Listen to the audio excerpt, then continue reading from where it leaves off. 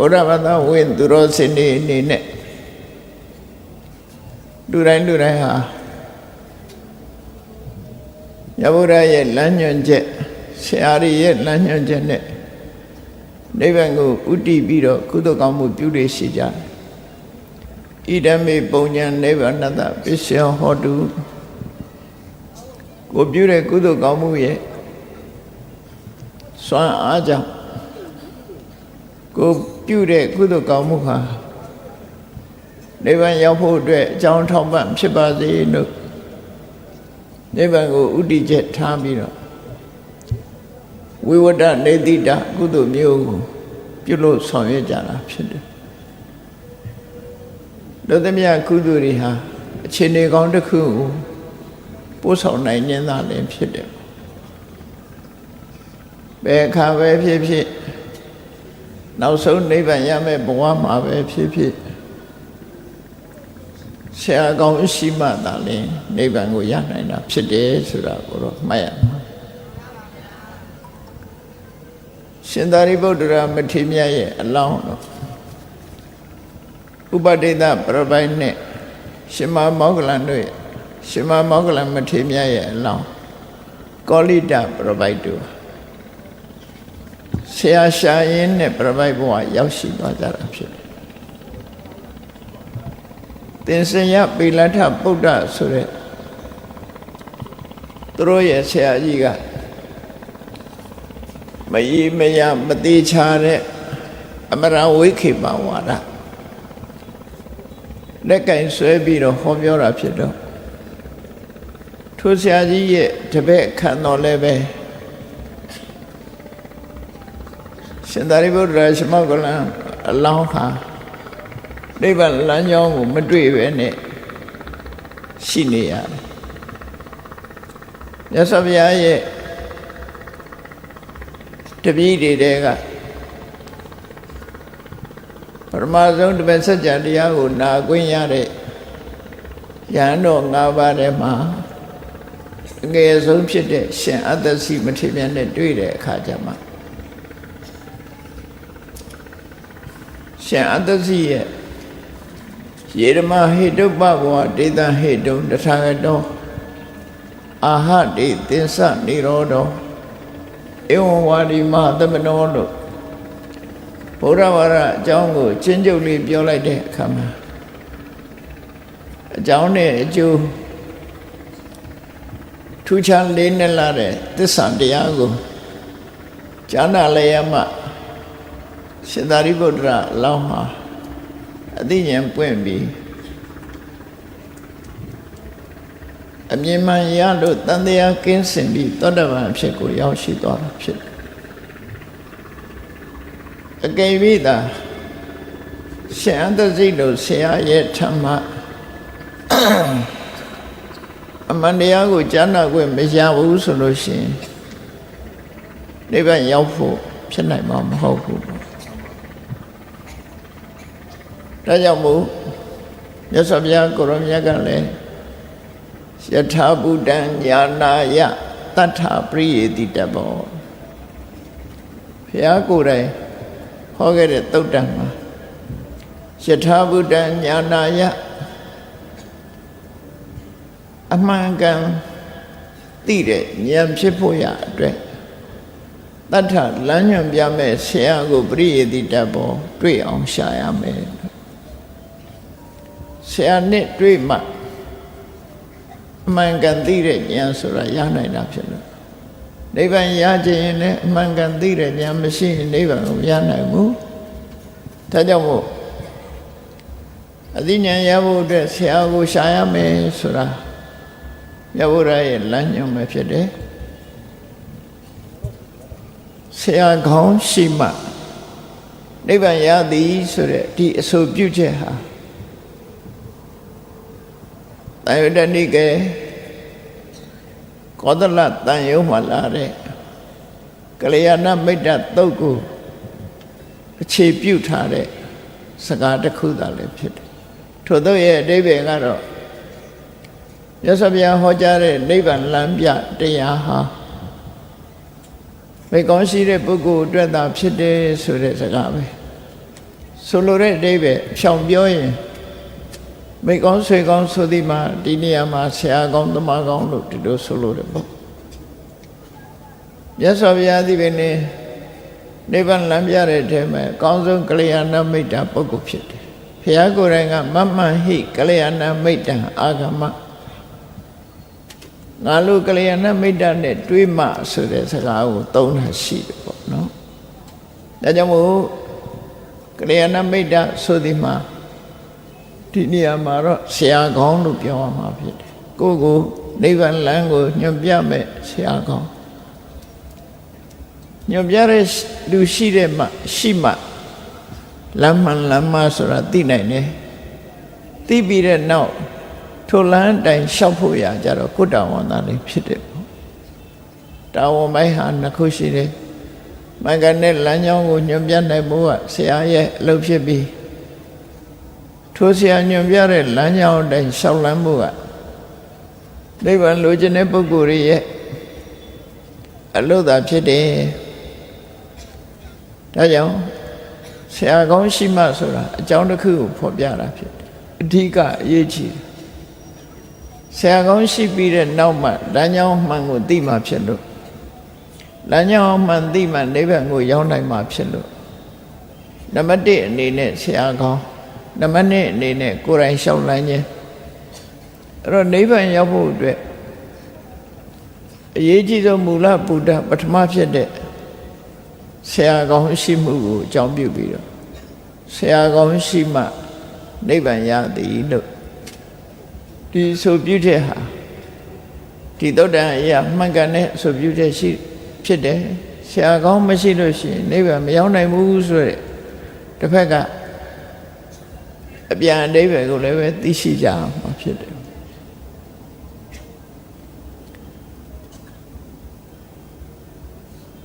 ရှင်သာရိပုတ္တရာလိုပညာကြီးတဲ့ပုဂ္ဂိုလ်ပင်ဖြစ်ပါစေပရတောဂောသလို့ခေါ်တဲ့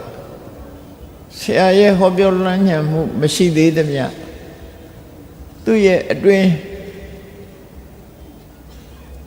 အသိဉာဏ်ထက်မြက်မှုတွေမြည်မြပင်ကောင်းစိတ်ကမူ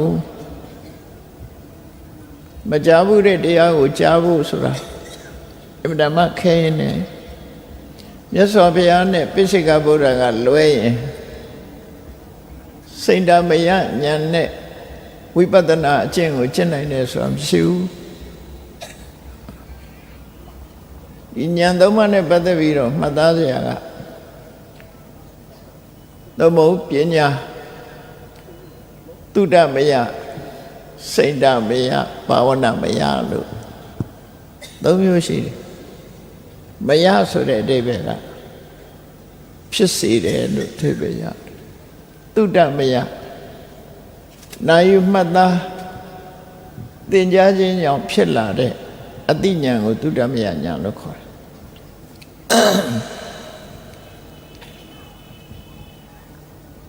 ဆရာတူရဲ့ဟောပြောမှုသွန်သင်မှုတွေကိုနားထောင်ပြီးတော့မှဝိပဿနာကျင့်စဉ်ကိုနားလည်ပြီးနိဗ္ဗာန်ရတာနိဗ္ဗာန်ရောက်နိုင်တယ်ပေါ့လေနိဗ္ဗာန်လမ်းကြောင်းကိုသိနိုင်သုတ္တမယဉာဏ်အဲ့ဒီသုတ္တမယဉာဏ်နဲ့စိတ်ဓမယဉာဏ်ဆိုတာပရတောအတုတောအလို့ဆိုတဲ့အတိုင်းဘုသူထံကမှမကြားဘူးပဲနဲ့ကိုယ်ပိုင်အတွေးနဲ့ရရှိလာတဲ့စိတ်ဓာတ်ဆိုတဲ့ကြံစည်မှုတသက်နဲ့နိဗ္ဗာန်လမ်းကြောင်းကိုသိစွမ်းနိုင်တဲ့အသိဉာဏ်ကိုရတယ်အဲ့ဒါစိတ်ဓာမယဉာဏ်ဘာဝနာမယဉာဏ်ဆိုတာတော့လေ့ကျင့်အထောက်လို့ရလာတဲ့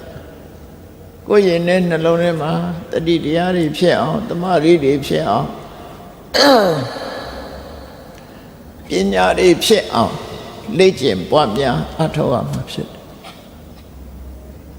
အဲ့တော့သမ္မာပုဂ္ဂိုလ်ရဲ့အနေနဲ့ပိစိကဗုဒ္ဓနဲ့အမတဗုဒ္ဓဖះအလောင်းတို့ကလွဲရင်သုတ္တမယဉာဏ်နဲ့ဘာဝနာမယဉာဏ်ကိုကူးပြောင်းပြီးတော့နိဗ္ဗာန်ကိုရယူကြပိစိကဗုဒ္ဓနဲ့ဖះတို့ကြသူများစီကဈာနာသင်ယူမှုမပါပဲနဲ့ စိတ်ဓာတ်မရလို့ဆိုတဲ့ကိုယ်တိုင်ဆင်ញင်သုံးသပ်ခြင်းဖြင့်အသိဉာဏ်တစ်ခုကိုရလာနိုင်တယ်ပေါ့အဲ့ဒီနေရာမှာမှားပြီးတော့ပြောရတာလေးရှိတယ်မှားပြောတာကဘာလို့ဆိုရင်ဉာဏ်နာ၍ရရှိလာတဲ့ပညာသည်သုတ္တမယဉာဏ်ဉာဏ်စီယုံဖြင့်ရလာသောပညာသည်စိတ်ဓာတ်မယဉာဏ်လို့အဲ့ဒါလို့တမန်လေးပြောလို့ရှိရင်သုတ္တမယဉာဏ်စိတ်ဓာတ်မယဉာဏ်ဟာဒီသမန်အနေထားတစ်ခုနဲ့ပတ်သက်နေတယ်လို့ဖြစ်တယ်သို့သောတရားဓမ္မနဲ့ပတ်သက်လာတဲ့အခါမှာသုတ္တမယဉာဏ်ဆိုတာသူများထံကသင်ယူမှတ်သားပြီးမှဖြစ်တဲ့ဉာဏ်ကိုနားထောင်ပြီးသင်ယူပြီးမှဖြစ်တဲ့ဉာဏ်ကိုသုတ္တမယဘသူထံကမှမသင်ရဘဲနဲ့ကိုယ်ပိုင်အသိဉာဏ်နဲ့ဖြစ်တာစိတ်ဓာတ်မယဉာဏ်လို့စာပေကျမ်းမှာသုတ္တမယနဲ့စိတ်ဓာတ်မယကိုပရတောသုတ်တဝါပရတောအသုတ်တဝါအဲ့စကလုံးလေးပါတာကိုတတိထားမှာတမန်ရေးလိုက်လို့ရှိရင်တော့ဉာဏ်နာ၍ဖြစ်သောဉာဏ်သည်သုတ္တမယဉာဏ်ဉာဏ်စီ၍ဖြစ်သောဉာဏ်သည်စိတ်ဓာတ်မယဉာဏ်လို့တမန်ရေးလို့ရှိရင်ဒါငါအတွေ့နဲ့ငါဘက်ကိုစဉ်းစားပြီးတော့ဒီဉာဏ်ရတယ်လို့ထင်တတ်တယ်ပေါ့ဉာဏ်နာပြီးတဲ့နောက်မှာဉာဏ်နာပြီးတဲ့နောက်မှာစဉ်းစားတာမှန်သမျှလည်းပဲဒီစိတ်ဓာတ်မယမဟုတ်ဘူးတော့ဉာဏ်နာတဲ့ပုံမှာအခြေခံပြီးတော့လေ့ကျင့်တာဘာဝနာမယပဲဖြစ်တယ်စိတ်ဓာတ်မယလို့ခေါ်လို့မရဘူးအဲ့တော့သုတ္တမယနဲ့စိတ်ဓာတ်မယဆိုတာအခြေခံပညာနှစ်ရပ်လို့ပဲပြောလို့ရမှာဖြစ်ဘယ်ကိုသွားမှာတော့ဆိုရင်သုတ္တမယဘာဝနာမယစိတ်ဓာတ်မယဘာဝနာမယလို့ဒီလိုတွဲမဲ့ဟာနှစ်ခု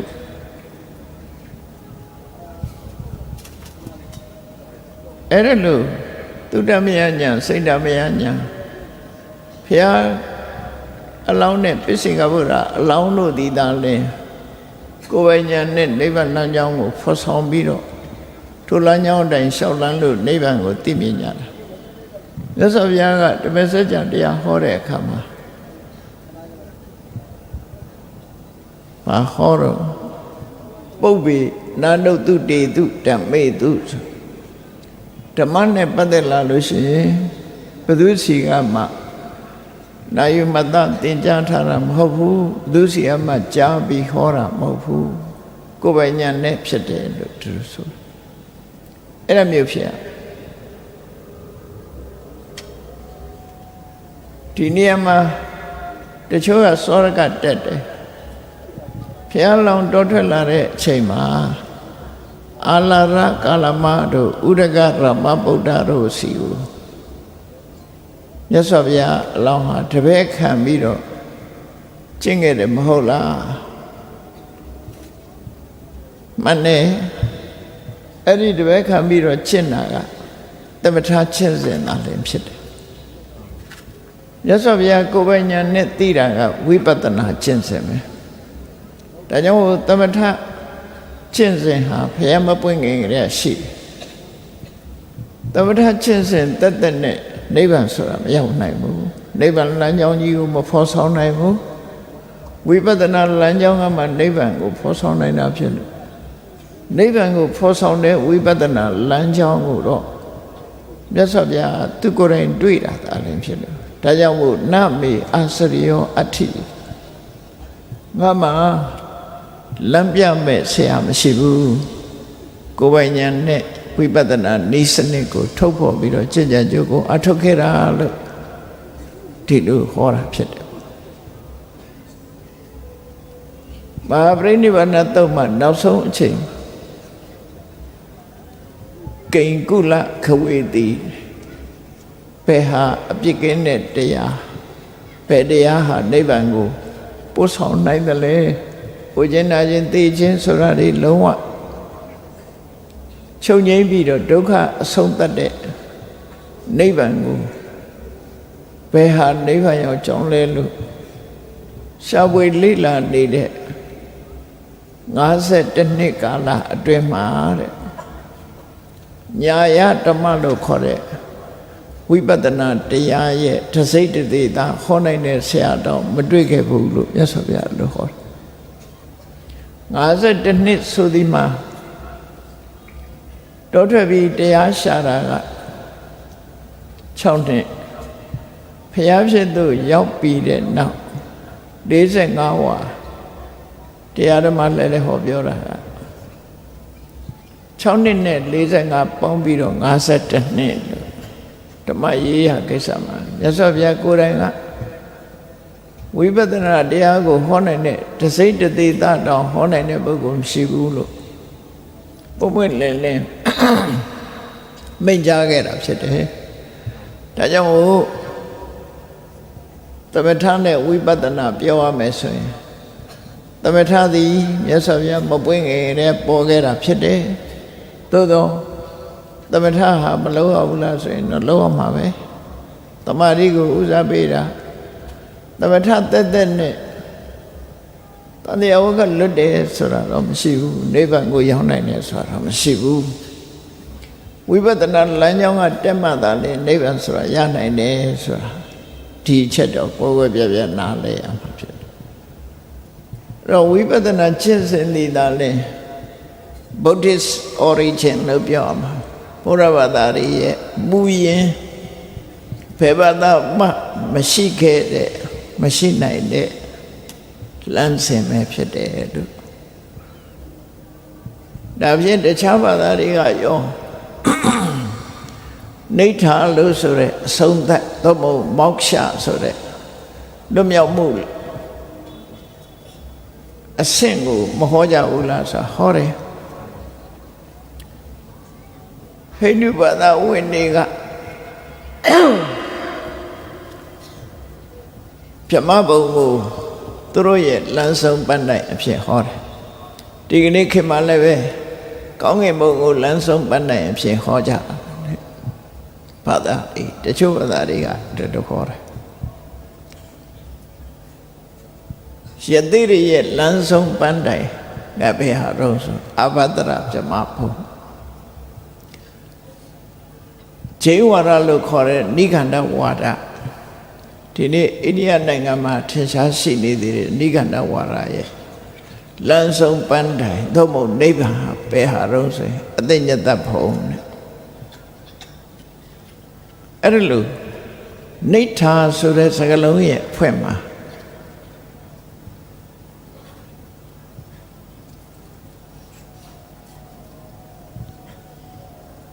နိဋ္ဌာဆိုတဲ့အဖွဲ့မှာသုလတိဟနာတာတုတ်လို့ထင်ပါတယ်အဲ့ဒီနိဋ္ဌာဆိုတဲ့စကားလုံးရဲ့အဖွဲ့မှာလမ်းဆုံးပန်းတိုင်ထားဖို့ရင်မတူကြဘူးဘုရားဘာသာရဲ့လမ်းဆုံးပန်းတိုင်ကတော့နိဗ္ဗာန်ပဲနိဗ္ဗာန်ဆိုတာဘာတော့သဗ္ဗသင်္ခါရသမထောအကြောင်းကဖန်တီးပြီးတော့ပြုလုပ်ထားတဲ့သင်္ခါရတရားတွေလုံးဝချုပ်ငြိမ်းသွားနေကသတိတန္တရံဆိုတဲ့ကာထာမှာဝိသင်္ခါရကတံစိတ်တံဝိသင်္ခါရဝိပဿနာတရားရဲ့အာယုံကသင်္ခါရမက်ဆေ့ရဲ့အာယုံကြတော့ဝိသင်္ခါရမက်တုဖိုးရိုးရဲ့အာယုံကဝိသင်္ခါရအဲ့တော့သင်္ခါရဆိုတာတော့မမြဲတဲ့နယ်ပယ်ကြီးပေါ့ဝိသင်္ခါရဆိုတာသင်္ခါရကင်းလွတ်သွားတဲ့ဟာကနိဗ္ဗာန်ဆိုတဲ့နယ်ပယ်ပဲအဲ့ဒီနီးနဲ့နိဗ္ဗာန်ကိုအာယုပြုကြည့်လို့ရတယ်ပေါ့ဓမ္မစကြာမှာနိဗ္ဗာန်ကိုဒုက္ခនិရောဓလို့ဒီလိုဟောတယ်တချို့သုတ္တနေမှာဘဝនិရောဓောနိဗ္ဗာန်လို့ဘဝនិရောဓသည်နိဗ္ဗာန်ဘဝဆိုတာ ဖြစ်စေရတဲ့အကြောင်းကံကြောင့်ဖြစ်ပေါ်နေတဲ့ခန္ဓာ၅ပါး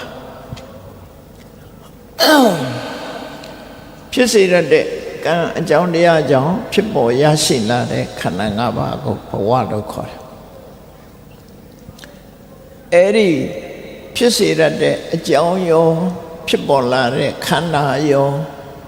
လုံးဝချုပ်ငြိမ်းသွားတာကိုနိဗ္ဗာန်လို့ခေါ်တယ်ဒါဒီအဆင့်ကိုနိဗ္ဗာန်ကိုမှန်းဆလို့သိနိုင်အောင်ဒီစကားလုံးတွေကဖော်ပြတာဖြစ်တယ်သို့တော်လည်းတချို့အင်္ဂလိပ်လိုရေးတဲ့စာအုပ်တွေမှာဘယ်လိုရေးတော့ဆိုနိဗ္ဗာန်ဆိုတဲ့စကားလုံးကိုတဲ့လူတွေရဲ့ဝေါဟာရဘာသာစကားဖြင့်ဖော်ပြခြင်းဟာမတတ်နိုင်ဘူးဖော်ပြလို့မရဘူးလို့ရေးတယ်ဒီလိုရေးတာဘယ်အနေကူးဆက်လာတယ်လဲလို့ဆိုရင်ဟိန္ဒူဝါဒမှာပြမဆိုတာကိုပထမတော့ကောင်းကင်ဘုံကပြမကြီးကိုပြောတယ်နောက်ပိုင်းရောက်တဲ့အခါကျတော့ဖီလိုဆိုဖီအနေနဲ့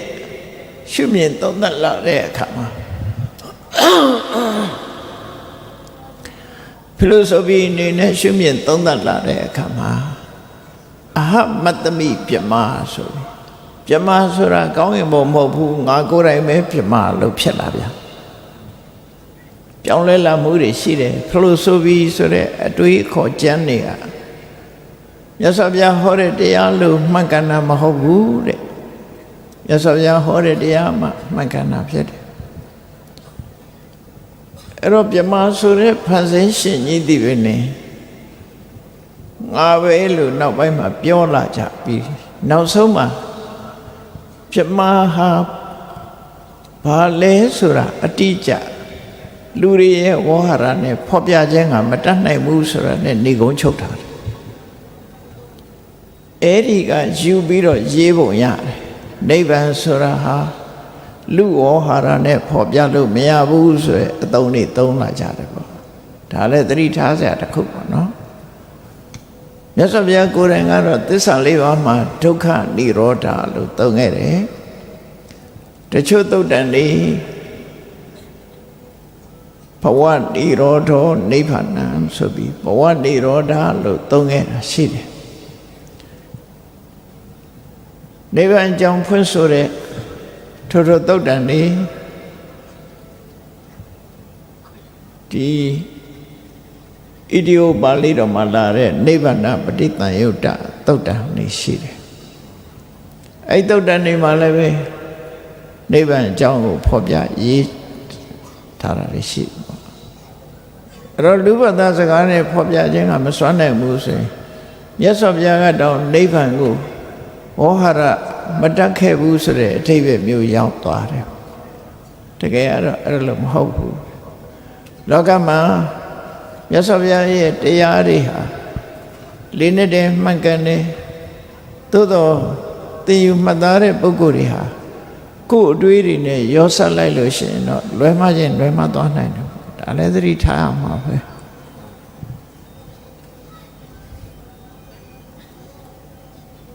အဲ့တော့ဘုရားဗဒဝင်သူတော်စင်တို့ရဲ့ခန္ဓာတွေလုံးဝချုပ်ငြိမ်းသွားတယ်သို့မဟုတ်ဒုက္ခရဲ့အဆုံးသတ်အဲ့ဒီဒုက္ခရဲ့အဆုံးဆိုတဲ့နိဗ္ဗာန်ကိုမျက်မှောက်ပြုနိုင်ဖို့အတွက်ဆရာကောင်းရှိရမယ်ဆိုတာကိုကရိယာဏမိတ်တသုတ်ရမှတ်သားနိုင်ယူပြီးတော့ကြည့်ကြမယ်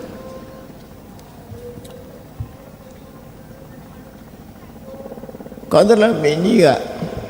မြတ်စွာဘုရားထံမြတ်စွာဘုရားစေရဝန်ကျောင်းမှာရှိနေတယ်ဆိုလို့ရှိရင်သူဟာမကြာခဏရောက်လာတတ်တယ်မြတ်စွာဘုရားနဲ့အလွန်ရင်းနှီးတယ်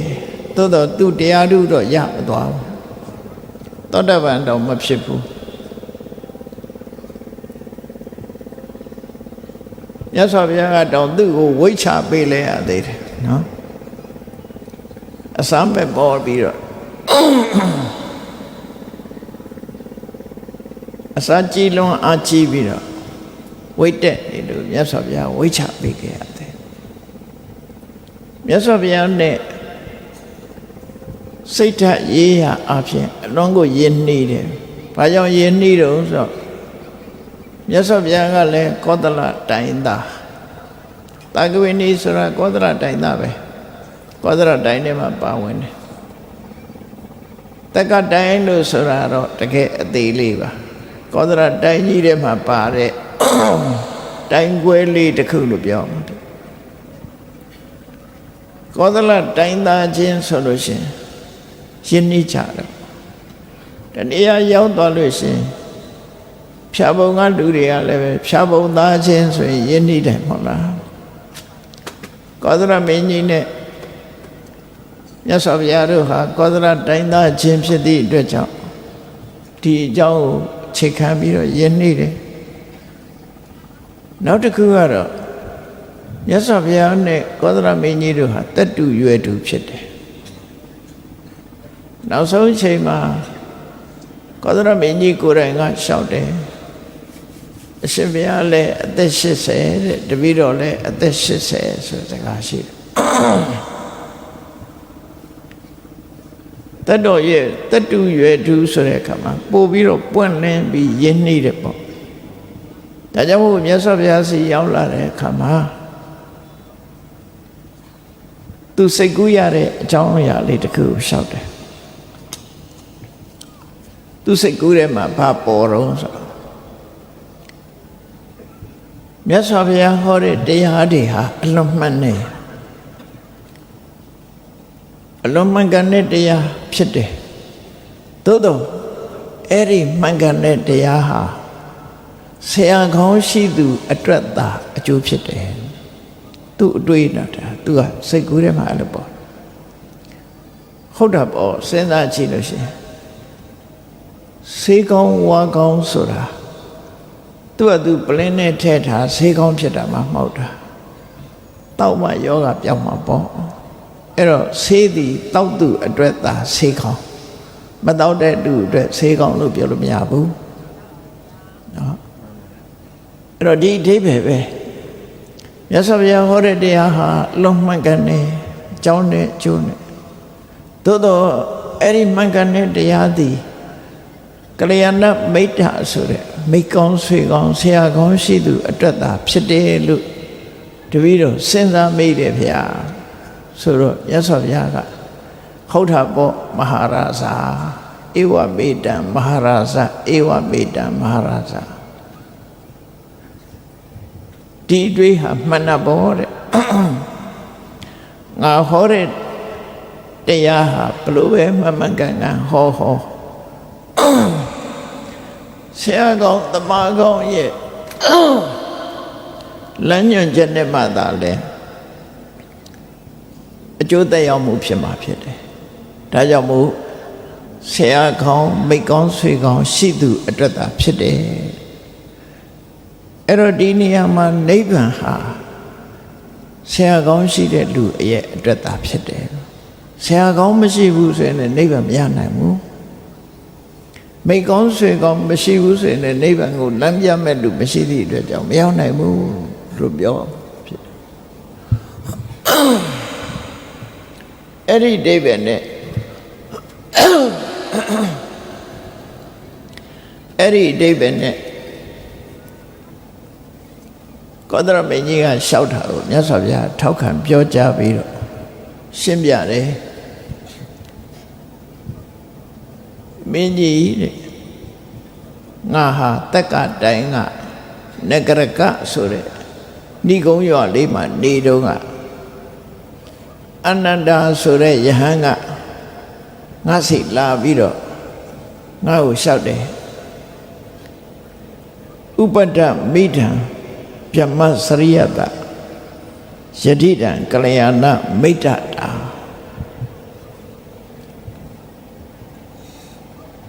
မိကောင်းဆွေကောင်းဆရာကောင်းရှိတယ်ဆိုတာဟာမြတ်စွာဘုရားရဲ့မှန်ကန်တဲ့လမ်းစဉ်ချမှတ်ထားတယ်မှန်ကန်တဲ့အကျင့်အဖို့ ဆရာကောင်းကတဝက်ပဲအကျိုးပြုပါတယ်ကျန်တဲ့တဝက်ကကိုယ်တိုင်ကျင့်ကြံကြုတ်ကိုအထောက်မှရပါတယ်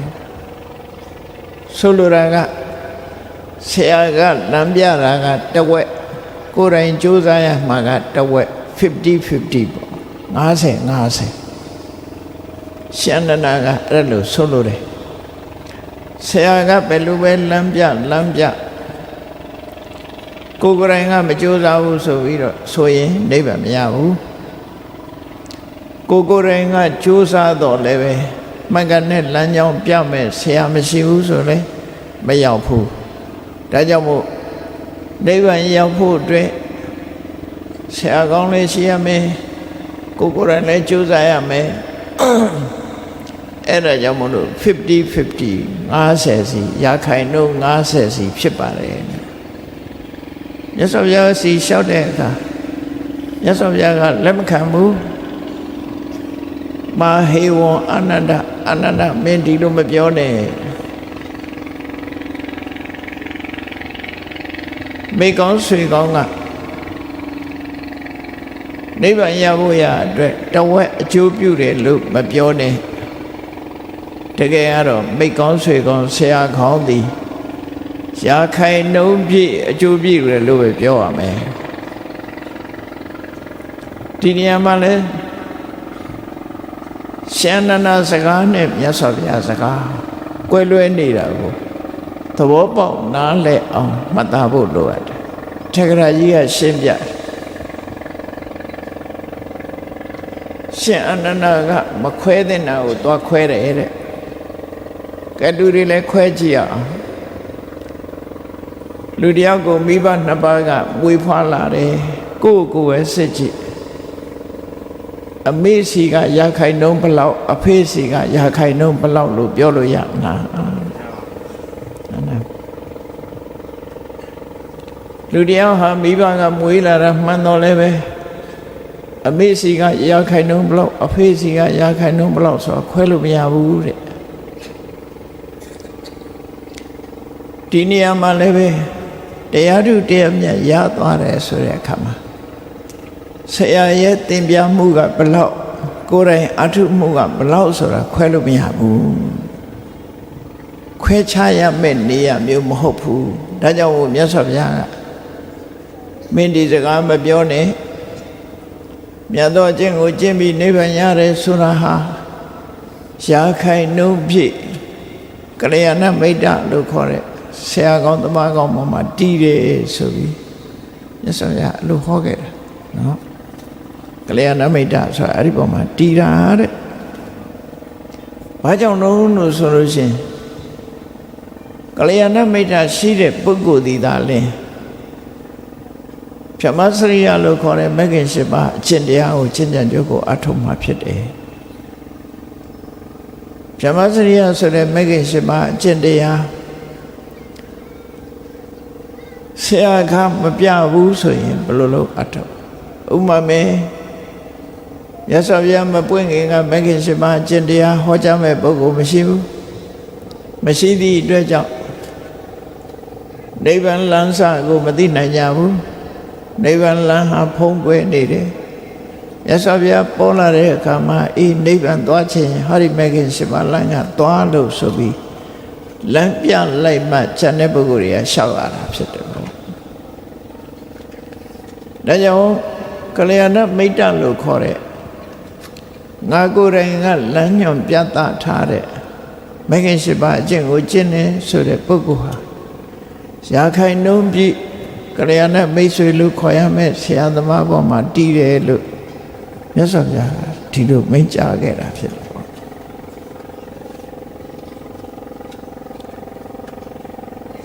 အဲ့ဒီမိန့်ကြားချက်ကိုရှန္ဒနာရဲ့နှလုံးသွင်းအတွေးနဲ့မြတ်စွာဘုရားရဲ့မိန့်မှချက်ဒီနှစ်ခုကိုနိုင်ချိန်ကြည့်ကြရမှာဖြစ်တယ်ရှန္ဒနာရဲ့အတွေးကတာမန်တွေးတဲ့အတွေးမျိုးဖြစ်တယ်ကိုယ်လည်းလောက်ရတာမှန်တယ်ဆရာရဲ့လမ်းပြတာလည်းမှန်တယ်မမှန်ဘူးတော့မဟုတ် သို့တော့သိလာတဲ့ပညာဟာဆရာကပေးတာတဝက်ကိုယ်တိုင်ကြိုးစားတာတဝက်လို့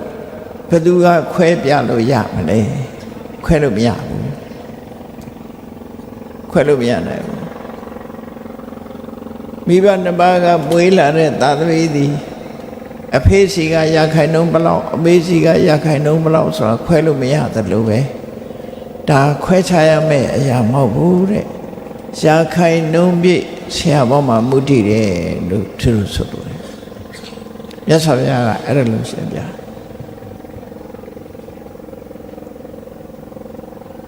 ကလျာဏမိတ်တဆိုတဲ့ငါဘုရားကိုအမိပြုပြီးတော့တဲ့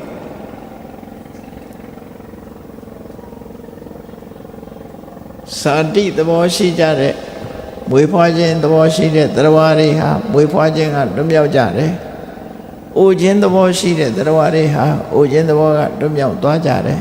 ။နာခြင်းသဘောရှိတဲ့တရားဝါတွေဟာနာခြင်းတရားကလွတ်မြောက်ကြတယ်။သိခြင်းသဘောရှိတဲ့တရားဝါတွေဟာသိရတဲ့သဘောဝါကနေလွတ်မြောက်သွားကြတယ်။ထို့တူပဲသောကပရိဒေဝဒုက္ခဒေါမနတဥပယတလို့ယင်းထဲမှာသောကဖြစ်ခြင်းငိုကြွေးရခြင်းကိုယ်ဆင်းရဲခြင်းစိတ်ဆင်းရဲခြင်းစိတ်ပင်ပန်းခြင်းဆိုတဲ့ဒီဆင်းရဲဒုက္ခရှိနေတဲ့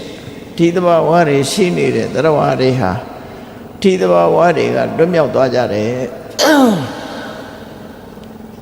ငါဘုရားကိုအကြောင်းပြုပြီးတော့ဒီတရားဝါတွေဟာလွတ်မြောက်သွားကြတာဖြစ်တယ်လို့မြတ်စွာဘုရားကသူကိုယ်တိုင်မိန့်တော်မူတဲ့တရားဆရာခေါင်းရှိမှသာနိဗ္ဗာန်ကိုရနိုင်တယ်ဆိုတာအတိအလင်းရှင်းလင်းဖော်ပြခဲ့တာပဲဖြစ်တယ်ပေါ့ကဲဒီနေရာမှာမဂ္ဂင်၈ပါးအကျင့်တရားကိုမြတ်စွာဘုရားကရှင်းလင်းပြတဲ့အခါမှာမဂ္ဂင်၈ပါးအကျင့်တရားလို့ဆိုတာကိုပဲသိဖို့ဟာဆရာကပြမှသိနိုင်တယ်အဲ့ဒီအကျင့်တရားကိုမှန်ကန်တဲ့ကျင့်စဉ်နဲ့ကျင့်ကြံကြုတ်ကိုအထောက်ရမယ်စာပေကျမ်းကမှာဗာပြောထားတော့ဆိုဆရာကောင်းသမားကောင်းရှိတဲ့ပုဂ္ဂိုလ်ဟာတဲ့သမ္မာဒိဋ္ဌိအမှန်မြင်ခြင်းဆိုတဲ့ဒီအသိဉာဏ်တစ်ခုရင့်ကျက်လာအောင်ဘယ်ပေါ်မှာအခြေခံပြီးတော့တိုးတက်ပွားများလာအောင်လုပ်ရတယ်လေစာပေမှာပြောတာဘယ်လိုပြောတော့ဆိုသမ္မာဒိဋ္ဌိဘာဝေတိဝိဝေကဒိဋ္ဌိတံဝိရာခဒိဋ္ဌိတံနိရောဓဒိဋ္ဌိတံဝတ္တခပရိနာမေဒီသမ္မာဒိဋ္ဌိဆိုတဲ့ဟာလေးကစကားလုံးလေးကတစ်လုံးနဲ့ပဲဖြစ်တော်တယ်ပဲအင်တမကျဲဝန်းတယ်ပေါ့ဒီမကနဲ့အမြင်ဆိုတာဘာကိုခေါ်ရလဲဆိုအချင်းချင်းအပြင်ပြောမယ်ဆိုရင်သမ္မာဒိဋ္ဌိမှန်ကန်တဲ့အမြင်ဆိုတာသစ္စာ၄ချက်အမှန်တရားကိုပဲပြောတာဖြစ်တယ်ဒုက္ခေညာဏံဒုက္ခသမုဒိယညာဏံဒုက္ခនិရောဓေညာဏံဒုက္ခនិရောဓကဝိနိပฏิပဒါယညာဏံဒုက္ခသစ္စာကိုသိတဲ့ဉာဏ်ဒုက္ခကိုဒုက္ခလို့သိတယ်ဒုက္ခဖြစ်ကြောင်းတရားကိုလည်းသိတယ်ဒုက္ခချုပ်ရနိဗ္ဗာန်ကိုလည်းသိတယ်ဒုက္ခချုပ်ကြောင်းအကျင့်တရားကိုလည်းသိတယ်အဲ့ဒီသိတဲ့ဉာဏ်ကိုသမ္မာဒိဋ္ဌိလို့ခေါ်တယ်လို့ပါဠိတော်တွေမှာလည်းပဲဒီတိုင်းဖွင့်ဆိုတယ်အဘိဓမ္မာကျတော့ဒီတဲ့ပို့သေးတယ်လို့ပြောရမှာပေါ့အဝိဇ္ဇာအဖွင့်နဲ့ရှင်ကြည့်မယ်ဆိုလို့ရှိရင်မသိမှုဆိုတာဒုက္ခသမုဒယនិရောဓမက္ခဆိုတဲ့သစ္စာလေးပါးကိုမသိတာရဲ့အတိတ်ကခန္ဓာ၅ပါးကိုမသိတာရဲ့အနာဂတ်ခန္ဓာကိုမသိတာရဲ့အတိတ်နာကနှမျိုးကိုမသိတာရဲ့ ပဋိစ္စသမုပ္ပါဒ်ကိုမသိတာရဲ့လို့အဲ့ဒီမသိအောင်ဖုံးကွယ်ထားတဲ့အဝိဇ္ဇာတရားကိုဒုက္ခေအညာဏစသည်ဖြင့်ဟောတယ်မသိတာကင်းပြောက်ပြီးတော့သိသွားတဲ့ဒီဉာဏ်ကိုတော့သမ္မာဒိဋ္ဌိလို့ခေါ်တယ်အဲ့ဒီသမ္မာဒိဋ္ဌိရဘယ်လိုအထောက်အ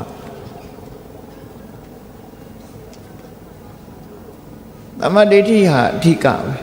သမ္မာဒိဋ္ဌိရအောင်အခြေခံနေရပါလေတုံးဆိုသမ္မာဝါစာသမ္မာကမ္မန္တသမ္မာအာစီဝဆိုတဲ့ကိုကျင့်သီလကိုရှေးဥစွာကိုယ်တဏ္ဍမှာဖြစ်အောင်လုပ်ရမယ်ပြီးတဲ့အခါမှာသမ္မာဝါယာမသမ္မာတတိသမ္မာသမာဓိဆိုတဲ့သမာဓိကိုရအောင်ကြိုးစားအထောက်ပြီးပြီဆိုမှသမ္မာဒိဋ္ဌိသမ္မာသင်္ကပ္ပဆိုတဲ့ဒီနှစ်ခုပွားများအထောက်တာသီလသမာဓိပညာလို့မဂ္ဂင်၈ပါးဆိုတာခွဲခြားလိုက်မယ်ဆိုရင်အုပ်စု၃ခုရှိတယ်သို့တော့ဒီအုပ်စု၃ခုဒီရှေ့ပိုင်းမှာအခုလိုရှိတော့လည်းပဲနိဗ္ဗာန်ကိုကိလေသာတွေကိုဖယ်ရှားတဲ့အဆင့်မဲ့အဆင့်အရိယာမဲ့အဆင့်ရောက်သွားတဲ့အခါမှာတပြိုင်နက်ဖြစ်တယ်အလုံးတပြိုင်နက်ဖြစ်တယ်ဆိုတာလုပ်ငန်းကိစ္စတစ်ခုပြီးသွားလို့ဖြစ်တယ်လို့ပြောတာ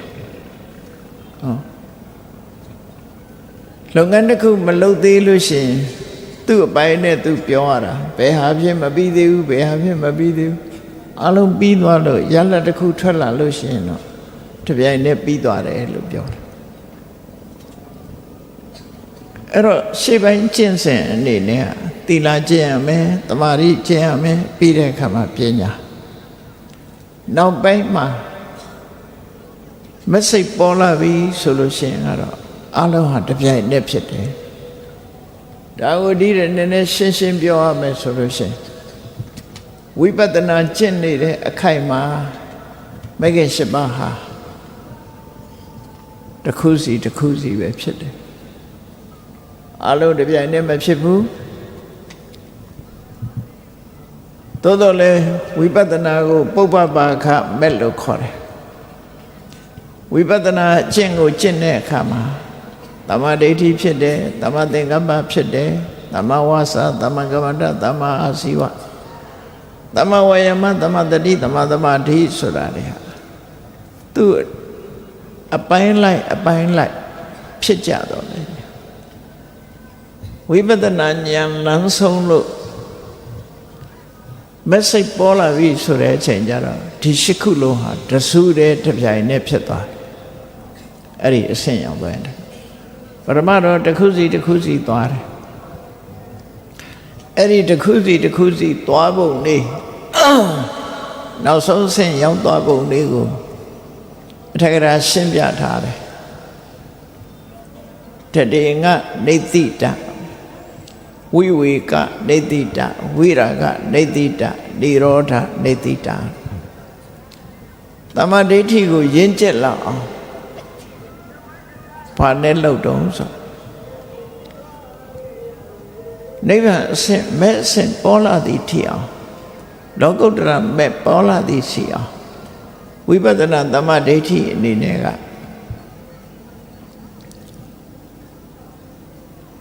ဝိဝေကဆိုဒီမှာ၅မျိုးရှိတယ်တတေငဝိဝေကဝိခံမနာဝိဝေကသမုစေရဝိဝေကနေတရဏဝိဝေကပฏิပတ်တိဝိဝေကလို့ကျန်တဲ့ဝိရာဂនិရောဓဒါလည်းပဲဒီတိုင်းပဲခွဲတယ်ပေါ့ဝိဝေကနေတိတံဝိရာဂနေတိတံនិရောဓနေတိတံအဲ့တော့ဒီနေရာမှာသဘောပေါက်အောင်ပြောရမယ်ဆိုလို့ရှိရင်ဝိပဿနာကျင့်ပြီဆိုတဲ့အခါသမ္မာဒိဋ္ဌိကသင်္ခါရယုံနံတရားလို့ဆိုတဲ့သင်္ခါရအာယုံပေါ်မှာမမြဲတဲ့သဘော ဆင်းရဲတဲ့သဘောကိုမပိုင်တဲ့သဘောတွေအဲ့ဒါတွေကိုဆိုင်ရာရှုမှတ်တဲ့အချိန်လေးမှာသိသွားတယ်ဘယ်လိုသိသွားတော့ဆိုမမြဲတာကိုသိလိုက်တဲ့အချိန်လေးမှာမြဲတယ်လို့ဆိုတဲ့အထင်လေးဟာကင်းလွတ်သွားတယ်အဲ့ဒါတရင်ငါဝိကလို့ခေါ်တယ်မမြဲဘူးလို့အနိစ္စလို့ရှုလိုက်တဲ့အခိုက်လေးမှာမြဲတယ်ဆိုတဲ့ငကိုယ်တော့ကအထင်ကြီးဟာပျောက်သွားတယ်ဆင်းရဲတယ်လို့ဝိပဿနာဉာဏ်နဲ့ရှုမြင်လိုက်တဲ့အခိုက်လေးမှာချမ်းသာတယ်ဆိုတဲ့အထင်ဟာပျောက်သွားတယ်ကိုယ်မှလုံးနိုင်စွာမရှိဘူးလို့ကိုယ့်ရဲ့အလိုတိုင်းမဖြစ်ဘူးလို့အနတ္တရှုမြင်လိုက်တဲ့အချိန်လေးမှာကိုယ်အလိုတိုင်းဖြစ်တယ်လို့ခေါ်တဲ့ထင်လာခဲ့တဲ့အတ္တတင်ညာဟာအဲ့ဒီခိုက်လေးမှာပျောက်သွားတယ်တည်ငါဆိုတာတခဏကိုပြောတာမဟုတ်ဘူးနော်မြန်မာဒီမှာတော့တည်ငါနဲ့တခဏလွဲပြီးတော့ပြောနေကြတယ်တည်ငါဆိုတာဆိုင်ရာအကြောင်းနဲ့ဆိုင်ရာတရားတွေကိုဖယ်ရှားသွားခြင်းလို့ဆိုလိုတယ်ပေါ့နော်တေနအင်္ဂေနဘာနာဆိုလိုတဲ့တရင်ငါရဲ့အဓိပ္ပာယ်ကအနိစ္စလို့ရှုရင်နိစ္စတင်ညာကိုဖယ်နိုင်တယ်ဒုက္ခလို့ရှုရင်ဒုက္ခတင်ညာပျောက်တယ်အနတ္တလို့ရှုရင်အတ္တတင်ညာပျောက်သွားတယ်ဆိုလိုတာကအနိစ္စတင်ညာဖြင့်နိစ္စတင်ညာကိုဖယ်တယ်ဒုက္ခတင်ညာဖြင့်ဒုက္ခတင်ညာကိုဖယ်တယ်အနတ္တတင်ညာဖြင့်အတ္တတင်ညာကိုဖယ်တယ်လို့အဲ့ဒါလို့သူ့အကြောင်းလေးနဲ့သူဖယ်သွားတာကိုတရင်ငါလို့ခေါ်တယ်အဲ့ဒါလို့ဖယ်လိုက်တဲ့အချိန်လေးမှာဒီနိစ္စတင်ညာဒုက္ခတင်ညာအတ္တတင်ညာဆိုတဲ့မှားယွင်းတဲ့အရာများသည်အသိဉာဏ်ထဲမှာလက်ခံမထားဘဲနဲ့ကင်းကွာလွတ်မြောက်သွားခြင်းဟာဝိဝေကလို့ခေါ်တယ်အဲ့ဒီမှားယွင်းတဲ့အသိဉာဏ်တွေချုပ်ငြိမ်းသွားခြင်းသည်နိရောဓဝိရာဂကင်းပြတ်သွားခြင်းသည်ဝိရာဂချုပ်ငြိမ်းသွားခြင်းသည်နိရောဓလို့ဝိပဿနာရှုနေတဲ့အချိန်မှာဝိပဿနာသမ္မာဒိဋ္ဌိဉာဏ်ဖြစ်ပြီးဆိုတဲ့အခါမှာအဲ့ဒီဝိပဿနာသမ္မာဒိဋ္ဌိဉာဏ်သည်အပိုင်းလိုက်အကန့်လိုက်ချုပ်သွားတာပဲဖြစ်တယ်ဝိဝေကဆိုတာကင်းလွတ်သွားခြင်းနိရောဓဆိုတာချုပ်ငြိမ်းသွားခြင်းဝိရာဂဆိုတာကင်းပြတ်သွားခြင်းနိရောဓဆိုတာချုပ်ငြိမ်းသွားခြင်းအဲ့ဒီလိုကင်းလွတ်သွားခြင်းချုပ်ငြိမ်းသွားခြင်းကွင်းပြတ်သွားခြင်းသည်အပိုင်းလိုက်ဖြစ်သွားကြောင်းဝိပဿနာအခိုက်မှာသမ္မာဒိဋ္ဌိဘဝေတိဝိဝေကနေတိတံဝိရာဂနေတိတံနိရောဓနေတိတံဒီလိုဆိုလိုတာဖြစ်တယ်တခါဝတ္တကပရိနာမေအဲ့ဒါလို့ဝိပဿနာဉာဏ်ဟာရင့်တန်တိုးတက်လာပြီဆိုတဲ့အခါမှာဘာဖြစ်တုံးဆိုမဲ့ပေါ်လာတဲ့အချိန်မှာဆိုလို့ရှိရင်အဲ့ဒီရင့်တန်လာတဲ့အသိဉာဏ်သည်ဝတ္တကလို့ဝတ္တကပရိနာမေဆိုစွန့်လွတ်ခြင်းဖယ်ရှားစွန့်လွတ်နိုင်ဖယ်ရှားနိုင်လောက်အောင်ရင့်ကျက်သွားပထမမရင့်ကျက်သေးဘူးဆိုလို့ရှိရင်တော့အခိုက်တန်းကလေးတွေပဲဖြစ်နေဦးမယ်သမ္မာဒိဋ္ဌိဟာနောက်ဆုံးကြတဲ့အခါကျတော့ရင့်ကျက်သွားပြီဆိုတဲ့အခါမှာဆိုပါစို့မဲ့အခိုက်ရောက်ပြီဆိုရင်မှားယွင်းနေတဲ့နေသတင်ညာဒုက္ခတင်ညာအတ္တတင်ညာကိုစွန့်လွတ်ဖယ်ရှားပြီးအနိစ္စဒုက္ခအနတ္တလို့မြင်ပြီးတဲ့အခါမှာနိဗ္ဗာန်လမ်းကြောင်းထိအောင်ဝင်သွားနိုင်တဲ့အတိုင်းအတာတစ်ခုဖြစ်သွားတယ်ဆိုလိုတာဝိပဿနာတရားအာမထုတ်ပဲနဲ့မဲ့ဆိုတာ မရဝိပဿနာကျင့်စဉ်လို့ခေါ်တဲ့ပုဗ္ဗဘာကမက်ကိုကျင့်မှထိုပုဗ္ဗဘာကမက်စွမ်းအားတက်လာပြီဆိုရင်လောကုတ္တရာမက်ကိုစိုက်ထိသွားတယ်အဲ့ဒီလောကုတ္တရာမက်စိုက်ထိသွားပုံကိုဝတ္တကပရိနာမိန်အဲ့ဒီဝတ္တကပရိနာမိန်ဝတ္တကဆိုတဲ့စကားလုံးကအဓိပ္ပာယ်နှစ်ခုစွန့်လွတ်ခြင်းနဲ့ပြေးဝင်ခြင်းစွန့်လွတ်ခြင်းနဲ့ဝင်ရောက်သွားခြင်းသင်္ခါရအာယုံကိုစွန့်လိုက်တယ်သင်္ခါရကင်းရနိဗ္ဗာန်ဘက်ကိုပို့ပေးလိုက်တယ်အလုံးနှစ်ခုပေါ့သင်္ခါရအာယုံကိုလည်းပဲစွန့်နိုင်တယ်နိဗ္ဗာန်ကိုလည်းရောက်အောင်ပို့ပေးလိုက်နိုင်တယ်အဲ့ဒါကိုဝတ္တကပရိစ္ဆာကဝတ္တကပက္ခန္ဒနာဝတ္တကအဲ့ဒီလိုသင်္ခါရအာယုံကိုစွန့်လွတ်ခြင်းနိဗ္ဗာန်သို့ပို့ဆောင်ပေးခြင်းတစ်ခုဖယ်ပြီးတော့တစ်ခုတွန်းထုတ်လိုက်တယ်လို့ကိလေသာတွေကိုဖယ်ပလိုက်ပြီးတော့အဟန္တာကိလေသာတွေကိုဖယ်ပြီးတော့အသိဉာဏ်ကိုနိဗ္ဗာန်ထဲထိအောင်ရောက်အောင်ပို့လိုက်တာကိုပဲဝတ္တကလို့ခေါ်တယ်အဲ့ဒီဖယ်ရှားခြင်းပုလွတ်ခြင်းဆိုပုလွတ်ခြင်းကိုလှုပ်ဆောင်နိုင်လောက်အောင်တမ္မာဒိဋ္ဌိဆိုတဲ့ဉာဏ်ဟာရင့်ကျက်သွားတယ်အဲ့ဒါကိုပရိနာမိန်လို့ပြောတာနော်ဝတ္တကပရိနာမိန်ဆိုအဲ့ဒီလောက်ရှိအောင်ကိုတမ္မာဒိဋ္ဌိကိုပွားရမယ်လို့ဆိုအဲ့တော့တမ္မာသိဉာဏ်လေးတစ်ခုမဟုတ်ဘူးတမ္မာသိဉာဏ်လေးမဟုတ်ဘူးပထမတော့ခိတ္တခဏအခိုက်အတန့်တစ်ခုစီတစ်ခုစီဆိုင်ရာအကြောင်းလေးတွေနဲ့အကြောင်းလေးတွေနေစာလို့အနေစာလို့ရှုရင်နေစာတင်ညာကင်းပြတ်သွားတယ်နေစာတင်ညာချုပ်ငြိမ်းသွားတယ်နေစာတင်ညာလွတ်သွားတယ်ဒုက္ခလို့ရှုတဲ့အခါမှာဒုက္ခတင်ညာကင်းစိတ်သွားတယ်ကင်းပြတ်သွားတယ်ချုပ်ငြိမ်းသွားတယ်အနတ္တလို့ရှုတဲ့အခါမှာအတ္တတင်ညာကင်းပြတ်သွားတယ်နော်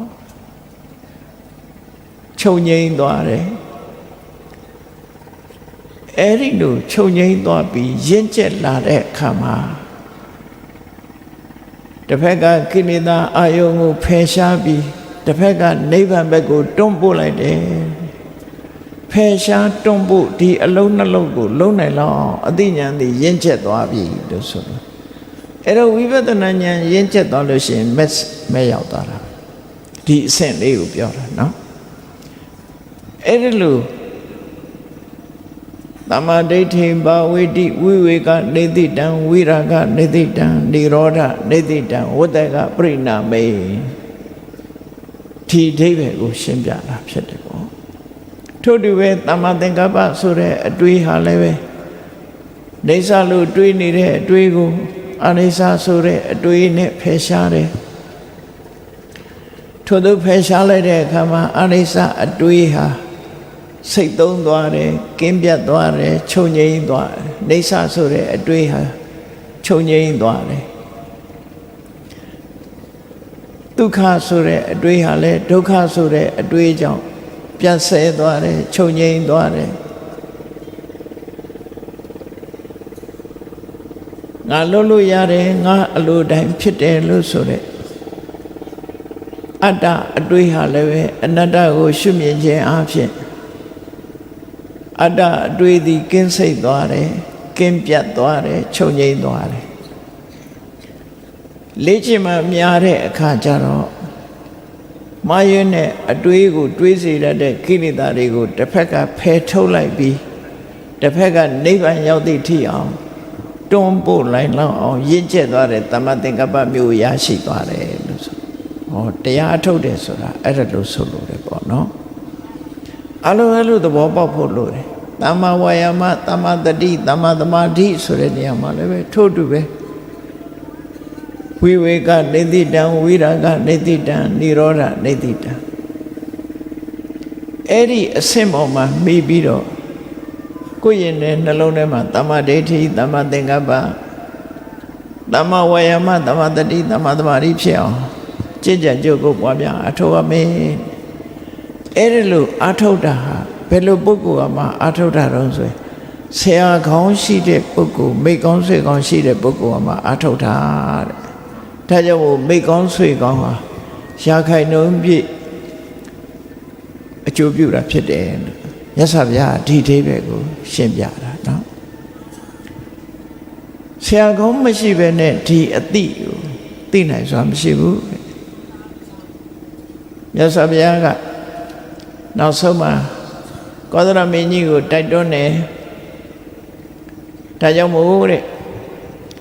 ဆရာကောင်းရှိအောင်လုပ်မယ်လို့ကြိုးစားပါတဲ့နံပါတ်1နိဗ္ဗာန်ကိုရခြင်းလို့ရှိရင်ဆရာကောင်းသမားကောင်းကလျာဏမိတ်တာကိုအမိပြုပြီးတော့နေမယ်ဆိုတာကိုလိုက်နာကျင့်သုံးပါတဲ့အဲ့လိုလိုက်နာကျင့်သုံးပြီးတော့ဘာလုပ်ရမလဲကုသိုလ်တရားကိုမမေ့မလျော့ခြင်းလို့ဆိုတဲ့ကုသိုလ်တရားနဲ့ပတ်သက်ပြီးမမေ့မလျော့ခြင်းဆိုတဲ့အပမာဒကို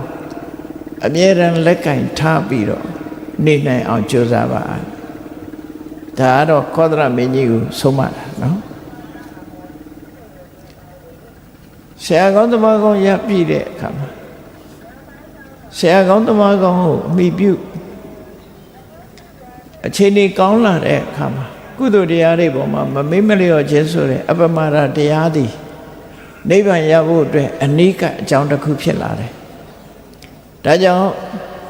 အပမာဒတရားလက်ကင်ထားပြီးတော့ဆရာကောင်းသမားကောင်းစီကကောင်းမြတ်တဲ့အဆုံးအမတွေကိုအဆုံးအမတွေအတိုင်းလိုက်နာကျင့်သုံးပါတဲ့သူ့ရဲ့ဒီလိုအပမာဒတရားလက်ကင်ထားခြင်းဖြင့်ဘုရင်ကိုယ်တိုင်ကမမေ့မလျော့နေတယ်ဆိုလို့ရှိရင်တဲ့ဘုရင်ရဲ့နန်းတွင်သူနန်းတွင်သားတွေဟာလည်းပဲမေ့မေ့လျော့ရော့မနေနိုင်တော့ဘူးမေ့မေ့လျော့ရော့နေကြမှာမဟုတ်ဘူးတတိရှိရှိနေကြရလိမ့်မယ်ဒါမြတ်စွာဘုရားကကောသလမင်းကြီးအပမာဒတရားလက်ကင်ထားဖို့အတွက်ဆုံးမတဲ့အခါမှာသူနဲ့ပတ်သက်တဲ့အကျိုးတရားလေးတွေကိုဖော်ပြတာဘုရင်ကြီးကိုယ်တိုင်ကအပမာဒတရားလက်ခံကျင့်သုံးလိုက်ပြီဆိုလို့ရှိရင်နန်းတွင်သူနန်းတွင်သားတွေကလည်းငါတို့ရဲ့ဘုရင်ကြီးဟာမမေ့မလျော့နေတယ်ငါတို့ဟာမေ့လျော့ဖို့မသင့်ဘူးဆိုပြီးတော့မမေ့မလျော့နေကြလိမ့်မယ်ထို့တူပဲဘုရင်ကြီးကိုခြံရံပြီးနောက်ကလိုက်ကြရတဲ့အနုယန္တဆိုတဲ့လဲဟောခံဘုရင်တွေကလည်းပဲကောသလမင်းကြီးဟာမေ့မေ့လျော့ရော့မနေဘူးဆိုတဲ့အခါမှာသူတို့လည်းမေ့မေ့လျော့နေချမှာဖြစ်တယ်ဘုရင်ကြီးရဲ့စစ်တပ်ကိုပါဘုရင်သားတွေဟာလည်းပဲထို့တူပဲမမေ့မလျော့နေချမှာဖြစ်တယ်မြို့သူမြို့သားတိုင်းသူပြည်သားတွေဟာလည်းပဲဘုရင်ကြီးကမေ့မေ့လျော့ရော့နေတာမဟုတ်သည့်အတွက်ကြောင့်သူတို့လည်းမေ့မေ့လျော့ရော့နေမှာမဟုတ်ဘူးဆိုတဲ့အကျိုးတွေကိုရလာမှာဖြစ်တယ်ဒါကြောင့်မို့နောက်ဆုံးအဆင့်အနေနဲ့ကအလုံးဟာဆရာကောင်းသမားကောင်းရပြီးရင်အပမာဒဆိုတဲ့တတိတရားလက်ခံထားပြီးတော့ကျင့်ကြံကြုတ်ကိုအထောက်အမှာဖြစ်တယ်လို့မြတ်စွာဘုရားဒီဒေသနာတော်ကိုနေကုံချုပ်တာဖြစ်တယ်ပေါ့နော်နောက်ဆုံးမှာကောသလမင်းကြီးကိုအတ္တတေယောဖြစ်အောင်ဘောဂိပတ္ထယမာနေနဥလာရာဥလာရေအပရပရေကောသလမင်းကြီးကမြတ်စွာဘုရားဘလောက်ပဲဝိပဿနာလုပ်ငန်းတွေဟောသူဟာဝိပဿနာကျင့်ပြီးတော့မဲ့ဖို့ရမယ်အခြေအနေမရှိဘူးသူ့ရဲ့အသိဉာဏ်ဟာဘဝမှာမမိသေးဘူးအဲ့တော့ကောသလမင်းကြီးဟာဘာကြောင့်သောတာပန်မဖြစ်တုံးလို့ဆိုတာကိုတော့စာပေကျမ်းကမှာအကြောင်းပြထားတော့မရှိဘူးသို့တော့တချို့ပိဋကသမိုင်းဝင်မဟုတ်တဲ့ကျမ်းစာပေးစာတွေရဆိုရင်ကောသလမင်းကြီးကဖះအလောင်းတဲ့ဒါကြောင့်မို့လို့သောတာပန်အထိအောင်မဖြစ်တာလို့ပြောတယ်ဖះစုပန်တဲ့ပုဂ္ဂိုလ်ပေါ့နော်အဲ့လိုလဲဆိုတယ်ဒါကတော့ပိဋကစာပေမှာပါတဲ့သဘောမရှိဘူးအနု900ရင်းမှာတစ်ချိတ်ဆိုတယ်မဲ့ကောသလမင်းကြီးကအဲ့ထက်မဲ့ပါတယ်လို့ဆိုတယ် မြတ်စွာဘုရားကဏိကုံးချုပ်လိုက်တာတော့အပမရဆိုတဲ့တရားဟာအခုလို့နိဗ္ဗာန်ရဖို့အတွက်သာအရေးကြီးတာမဟုတ်ဘူးလောကလူတွေနေ့စဉ်စီးပွားဥစ္စာရှားနေတဲ့အခါမှာလည်းအရေးကြီးတယ်ဆိုတာကိုဘောဂေပတ္ထယမာနေနဥလာရေအပရေအပရာပရိတကယ်ကိုနှစ်သက်မျက်နှိုးပွဲကောင်းတဲ့ကောင်းပြီဆိုတဲ့အသုံးဆောင်စည်းစိမ်ဥစ္စာတွေကိုလိုချင်တယ်ဆိုလို့ရှိရင်အပမဒံပတန်တန္တိပုံညာကရိယာသူပဏိတာကုသိုလ်ကောင်းမှုလုပ်ဖို့မမေ့ပါနဲ့ကုသိုလ်တရားတွေပေါ်မှာမမေ့တဲ့အပမရဆိုတဲ့တတိတရားဟာအကောင်းဆုံးပဲဖြစ်လျက်ဘဝမှာတိုက်ပြီးအုပ်စိုးတဲ့ဘုရင်တို့ဖြစ်ချင်သလားစိဘဥစ္စာကျေဝါချမ်းသာတဲ့တထေးတကြွယ်ဖြစ်ချင်သလားကုသိုလ်လုပ်ငန်းနဲ့ပတ်သက်ပြီးမမေ့ပါနဲ့လို့ဒီလိုဆိုလိုတယ်နော်လူဘဝမှာလူချမ်းသာနတ်ဘဝမှာနတ်ချမ်းသာလောကမှာရှိတဲ့စိစိမ်ချမ်းသာတွေကိုလိုချင်တယ်ဆိုလို့ရှိရင်လေအပမရဟာအကောင်းဆုံးလို့ချီးမွမ်းရမှာဖြစ်တယ်အပမရဆိုတဲ့တရားတစ်ခုဟာချီးမွမ်းပြောကြရမယ့်အရာဖြစ်တယ်ဒိဋ္ဌိဓမ္မေစယောအထောယောသထောတမ္ပရာယိကောအထာဘိတမယဓီရောပဏိတောတိပါဟောစတိဆိုမျက်မှောက်ဘဝမှာလည်းပဲကောင်းကျိုးချမ်းသာတွေရခြင်းနဲ့နောက်ဘဝမှာလည်းကောင်းကျိုးချမ်းသာတွေရခြင်းနဲ့အခုလည်းကောင်းနောက်လည်းကောင်းအစဉ်ကောင်းမှုအတွက်လိုက်နာရမယ့်တရားတစ်ခုကိုပြောပါဆိုရင်အပမဒပဲပြောရမှာဖြစ်တယ်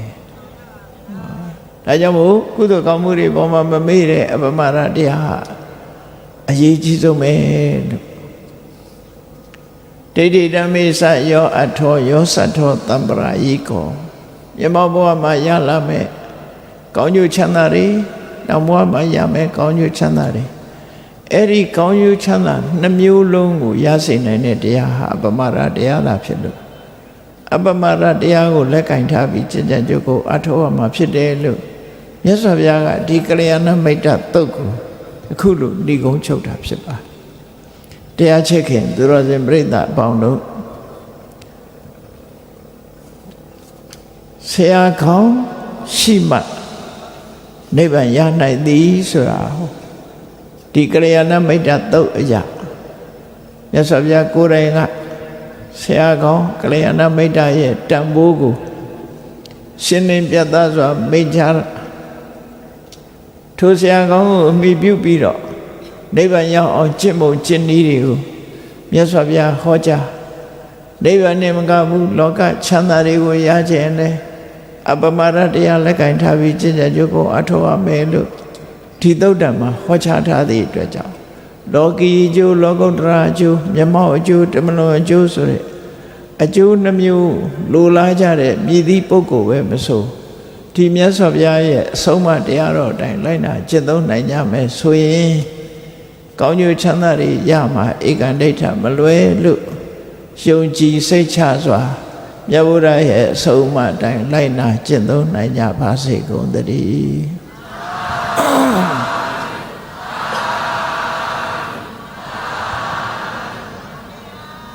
မေတ္တာပို့ရအောင်တတ္တဝါများစွာဘေးရန်กว่าချမ်းသာကြပါစေတတ္တဝါများစွာဘေးရန်กว่าချမ်းသာကြပါစေမေတ္တာရိချမ်းဒုံငါဖြံငြိမ်းချမ်းကြပါစေ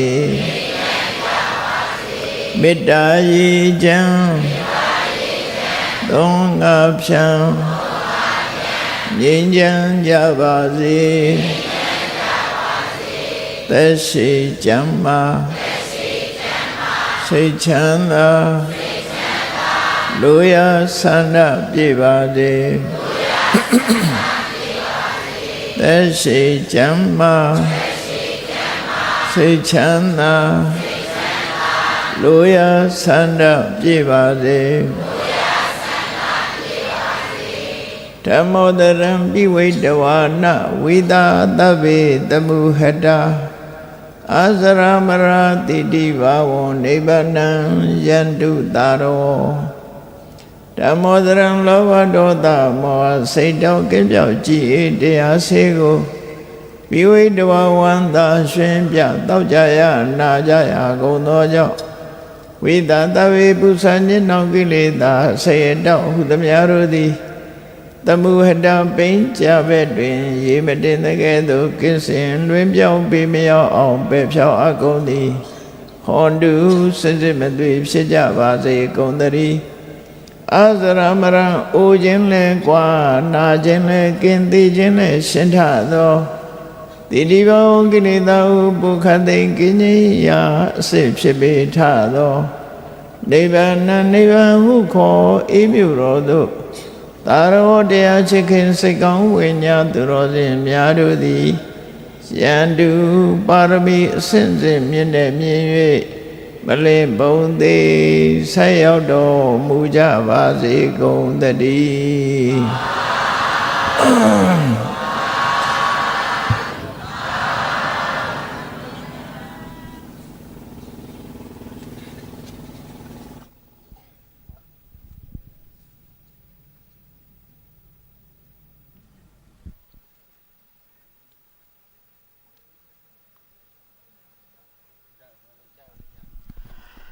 လူရမ်းမှုယနေ့ညဓမ္မပူဇာလူရမ်းမှုအစီအစဉ်များကိုဆက်လက်ဆောင်ရွက်ခွင့်ပြုပါရန်ယုသည်လေးမြတ်စွာလျှောက်ထားပါတယ်ဗျာယနေ့ညဓမ္မပူဇာလူရမ်းမှုအစီအစဉ်ကို2ရက်နဲ့အစီအစဉ်2ရက်နဲ့ဆောင်ရွက်သွားမှာဖြစ်ပါတယ်ရှင်ဗျာအစီအစဉ်1ရက်ဓမ္မပူဇာလူတော်ငွေ30နှစ်အထက်လူရမ်းမှုများကိုကြီးညာပေးပါမယ်လူရှင်များကိုယ်တိုင်ကိုကြတက်ရောက်ဆက်ကပ်လှူရရန်ဖြစ်ပါတယ်ခင်ဗျာအစီအစဉ်ရဦးတန်းမြင့်တိဟသုဓမ္မသိင်ကြီးဒေါ်ဝင်းစိန်သာသမီမြေတစုဝင်းမြစ်တာအထွေထွေရောင်းဝယ်ရေးကြက်လက်မြို့မှလှူဒန်းသောဓမ္မပူဇာလူတော်ငွေ100ကျပ်တိတိဖြစ်ပါတယ်ဗျာ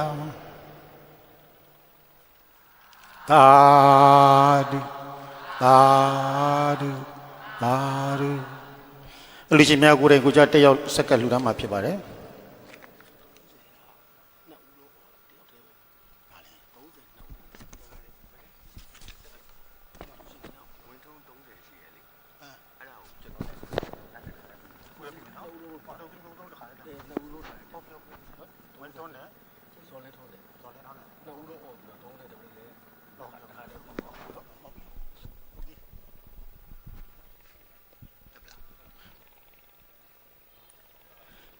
သာဓုသာဓုသာဓုအစီအစဉ်ရသူရမသိန်းကြီးဒေါ်မြင့်မြင့်တာဥဝေမြင့်ဒေါ်တန်းတန်းနှင့်လပြည့်အဲ့ရိတ်သာမိသားစုမှလှူဒန်းသောဓမ္မပူဇာလူတော်ငွေ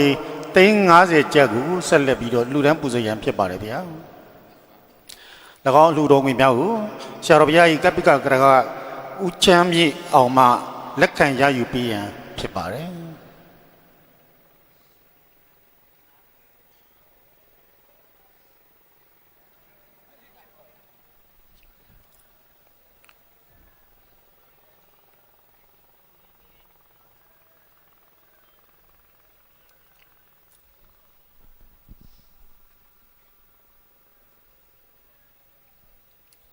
သာဓုသာဓုသာဓုဆက်လက်ပြီးနှစ်ပတ်သောမိဘများရည်စူးမှုထား၍ကိုဇော်လင်းထွန်းမတ်တင်မှုကိုင်တိမ်ကျော်မြတ်မိသားစုအမြတ်ကြီးရွာနဲ့ဦးဝင်းထွန်းဒေါ်အုံမဆင်ရွှေစင်ရောမိသားစုအမြတ်ကြီးရွာမှလှူဒန်းသော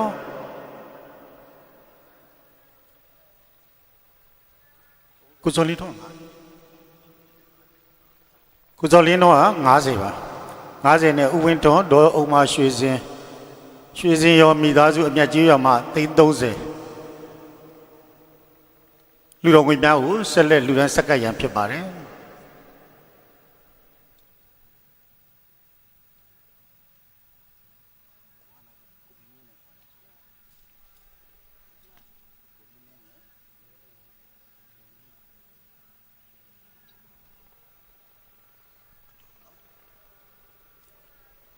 သာဓုသာဓုသာဓုဆက်လက်ပြီးကွယ်လွန်သူဒေါ်ဘီဘီအားရည်စူး၍ကိုမင်းမင်းမတင်နှင်းဆွေတားမောင်ခန့်စီသူအေယာဝတီသားဟိဆောက်လုပ်ရေးကုမ္ပဏီဖြာပုံမြို့မှလှူဒန်းသောဓမ္မပူဇာလူတော်ငွေ30ကျပ်ကိုဆက်လက်လှူဒန်းပူဇော်ရန်ဖြစ်ပါတယ်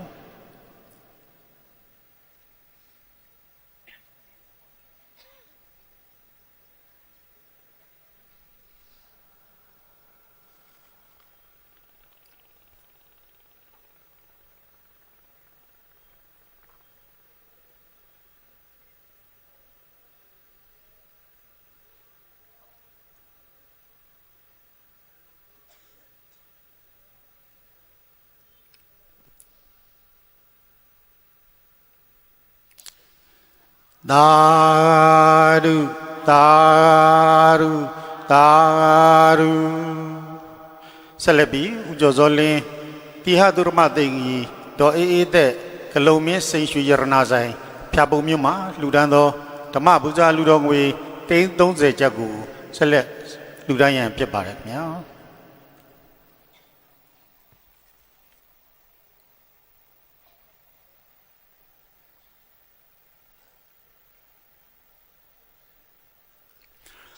သာဓုသာဓုသာဓုအစီအစဉ်နေ့ယနေ့ညကြွရောက်လာကြသောဓမ္မတပင်ပွားတရားပွဲကိုလာရောက်ကြွနာကြတဲ့တရားနာပရိသတ်များရဲ့လှူဒန်းမှုအစုစုဓမ္မပူဇာလူတော်ငွေမှာ350ကျပ်တိတိဖြစ်ပါတယ်ခင်ဗျာ၎င်းဓမ္မပူဇာလူတော်ငွေများကိုဖြာပုံခရိုင်အုပ်ချုပ်ရေးမှူးဦးအေးလွင်ဦးတင်အေးဥပဟိတ်နဲ့ဦးမြဦးဘဝလှစဉ်ဓမ္မသဘင်အဖွဲ့များမှစက္ကန့်လှူဒန်းပူဇော်ရန်ဖြစ်ပါတယ်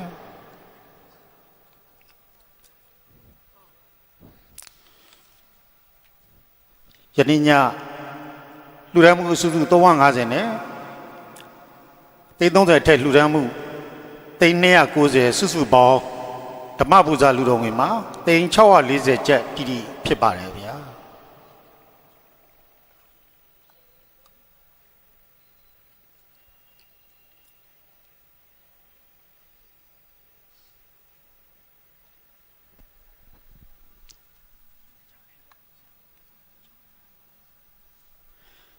သာဓုသာဓုသာဓု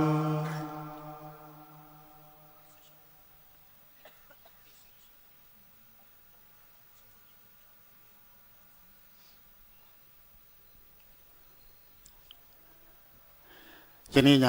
လှူဒန်းမှုစုစုအတွက်ရေစက်သွန်းချအမျှပြေးဝေပေးပါရန်ဆရာတော်ဘုရားအားချီတော်အစုံဥခိုက်၍ရိုသေစွာလျှောက်ထားအပ်ပါသည်ဗျာ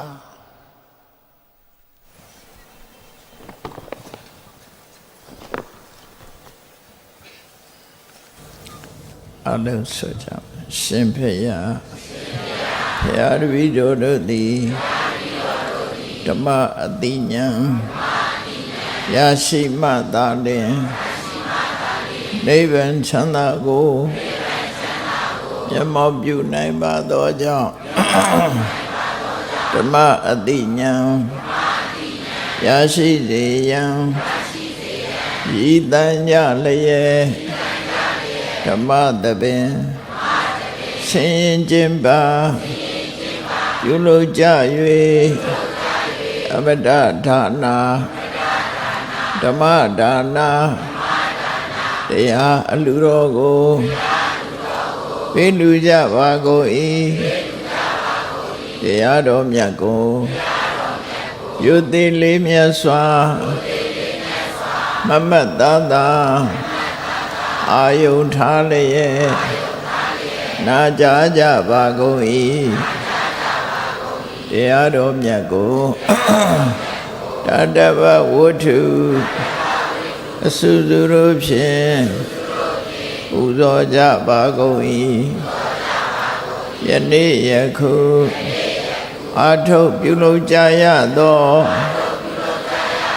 တရားဟောရခြင်းဓမ္မဒေသနာ တရားနာရခြင်းဓမ္မသဝနာတရားတော်ကိုပေးလူရခြင်းဓမ္မဒါနာတရားတော်ကိုပူဇော်ရခြင်းဓမ္မပူဇာကုသိုလ်စေရနာဖြာဖြာတို့သည်ဒုက္ခခတ်သိချုပ်ငြိမ်းရမှန်ယနိဗ္ဗာန်ဤအကြောင်းအထောက်ပံ့ဖြစ်ပါစေသာရှင်ဖေယဤကောင်းမှုဤအဖို့ဘာကကိုအမိအဖာအဖို့အဖွာဆရာသမားမဆ၍ကဘာသူကဘာသာလူနတ်မြမတတ္တဝါများတို့အားအမြအမြ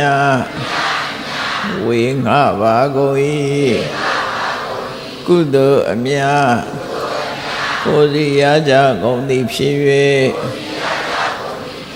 ကိုယ်စိတ်နှဖျားချမ်းသာကြသည်ဖြစ်ကြပါစေကုန်သတည်း